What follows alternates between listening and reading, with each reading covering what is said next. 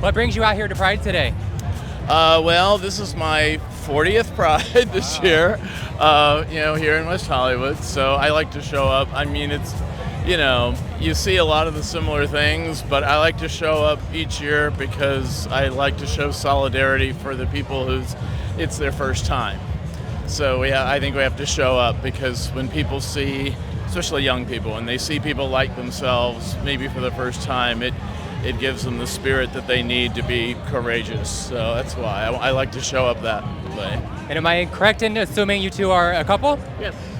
23 years. 23 years, yes.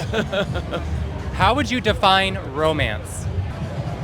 So I think part of romance is really paying attention to your partner and what your partner needs and their reaction to things, because you're always wanting to keep that person content, happy, just thrilled with life. And if you're really responsive to what they need, you can provide it for them. And I think that's really a part of romance.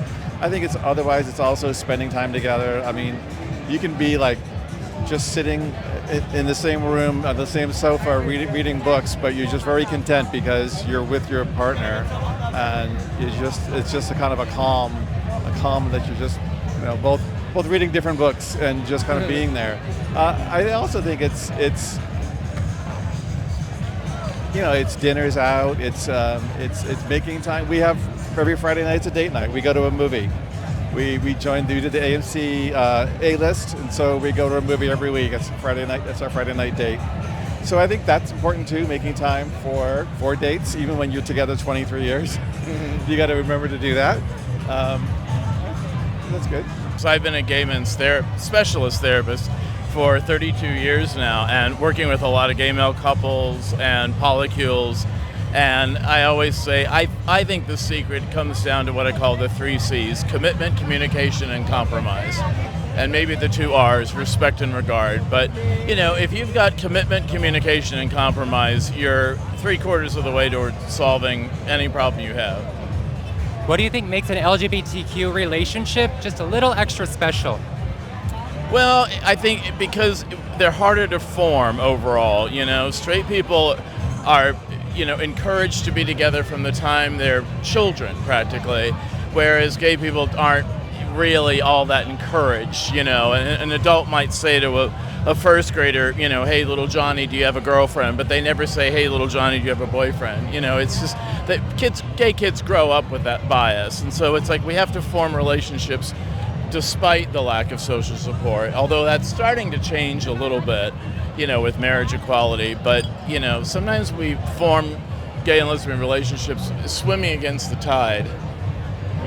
Do you feel that LGBTQ romance and love is portrayed well in the media, or do we still have a ways to go?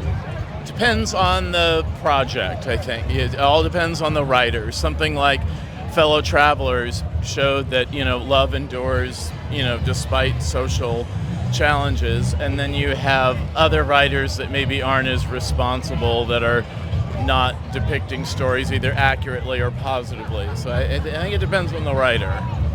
Do you have a favorite film or series right now that you think represents the community pretty well? Well, we just finished Overcompensating, which was really fun. I don't know. We watched pretty much all of them. We're looking forward to Pilion when that comes out. Yeah, I think we try to be multicultural, so we watch the ones from Spain, like Elite, that features, gay male romance. It's nice to see representation. GLAAD talks about that, about having, LGBT representation, because representation desensitizes people to being, oh, that's weird, to, oh, okay, I get it. That's what that's like. Last question. Do you remember your first kiss, and how would you describe that moment? Well, we met at a Cinco de Mayo party 23 years ago, and we were introduced by a mutual friend, and I think we were making out like 5 minutes later. I mean, it was pretty. It was quick. It was pretty quick. I took him home that night, and here we are 23 years later. Yeah, so. We broke all the rules, all this bullshit, that you can't meet anybody at a bar or club. We met at a bar, or we met at a club, and 23 years later, we're still here. And, so it's like, yeah, rules, but, Yeah, rules don't always apply. Being that you met Al authentically, do you think the dating apps have helped or hindered how we find love in today's society? I think like anything else, they can be tools, but I think meeting people in the real world is obviously, I mean, in my opinion, much better, much more real, and you get a better sense for who people really are. But I mean, again, it's like AI. You know, a lot of people are afraid of AI right now. It's like I'm having a blast with it because it's a tool and it's helping me do my work a lot better. So I think the apps, I mean, particularly for people in remote communities or in the suburbs or exurbs, it's a means for sure, but I'm a little discouraged by how much people are looking at their phones in general all day long, all the time.